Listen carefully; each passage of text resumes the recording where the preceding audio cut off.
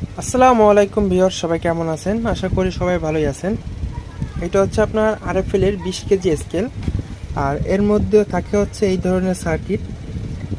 কিন্তু আমার কাছে নিয়ে আসছে সম্পূর্ণ খোলা অবস্থায়। তা এখানে কিন্তু অ্যাডাপ্টার থাকে। তা এখানে অ্যাডাপ্টারের সাথে একটা ছোট একটা পাওয়ার সার্কিট থাকে, সেটার মাধ্যমে কিন্তু ব্যাটারিটা চার্জ হয়। কিন্তু আমি অ্যাডাপ্টারও পাইনি, আর পাওয়ার যে ছোটো একটা সার্কিট থাকে সেটাও পাইনি।